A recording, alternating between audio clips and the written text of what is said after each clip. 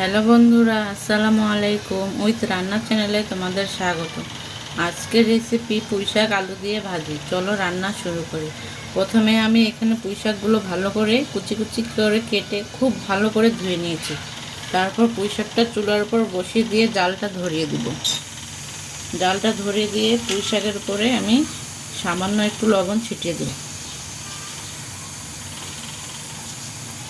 লবণ ছিটিয়ে দিয়ে তারপর একটা ঢাকনা দিয়ে ঢেকে দিব। কিছুক্ষণের জন্য শাকগুলো ঢাকা দিয়ে রাখলাম।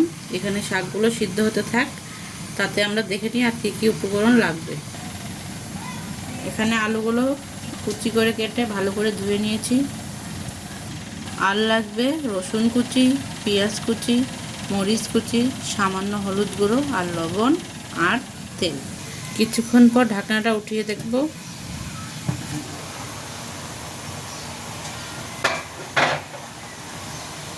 একটু নেড়ে চেড়ে দিব ভালো করে।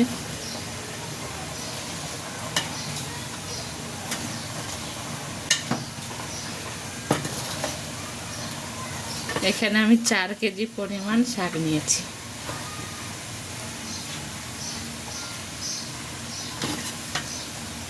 শাকটা ভালো করে নেড়ে চেড়ে নিলাম। এখন আবার কিছুক্ষণ ঢাকনা দিয়ে ঢেকে রাখবো।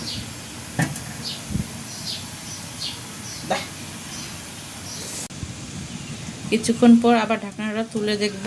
শাকটা বলক এসে গেছে।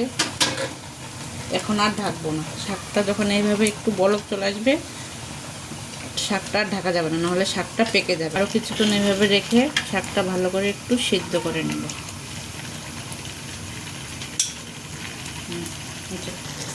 শাকগুলো ভালো করে সিদ্ধ হয়েছে, এখন নামিয়ে ঝাড়া দিব। শাকগুলো একটা খাঁচাতে এইভাবে ঝাড়া দেব, যাতে সব পানি ঝরে যায়। কড়াই বসিয়ে দিয়ে দেব তেল।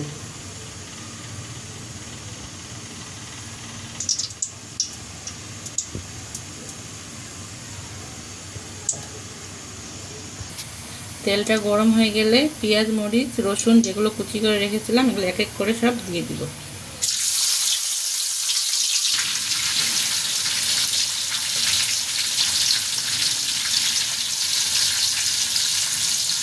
পেঁয়াজ মরিচগুলো একটু ভালো করে ভেজে নেব।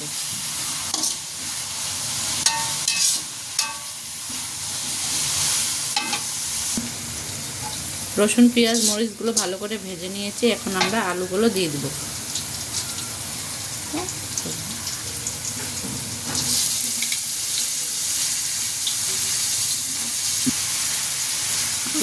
আলুগুলো দিয়ে একটু ভালো করে নেড়ে নেব।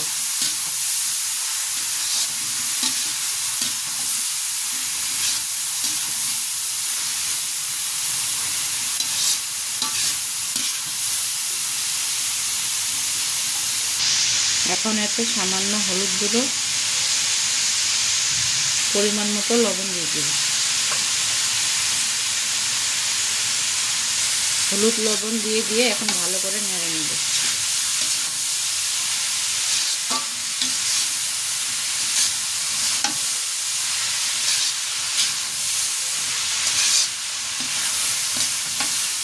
আলুগুলো হালকা ভাজা হওয়া পর্যন্ত এইভাবেই নেড়ে নেব।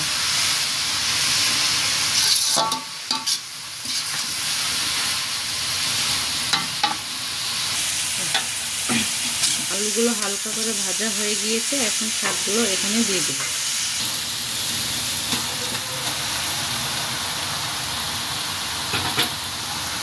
খুব ভালো করে আলুর সাথে শাকগুলো মিশিয়ে নেব।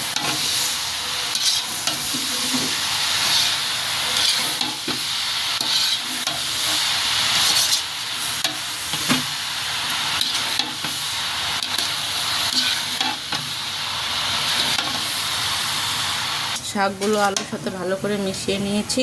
এখন ভালোভাবে ভাজা হওয়া পর্যন্ত শাকগুলো এইভাবে নেড়ে চেড়ে দেব।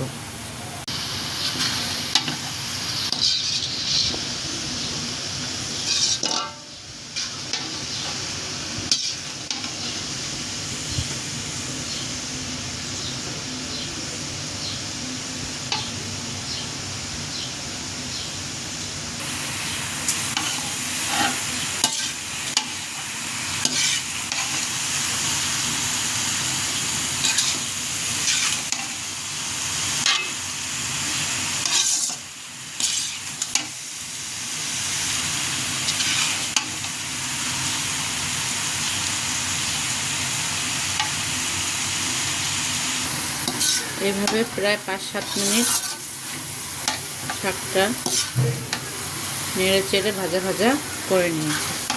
শাকটা আমাদের ভাজা ভাজা হয়ে গিয়েছে। এখন চুলাটা অফ করে দেব।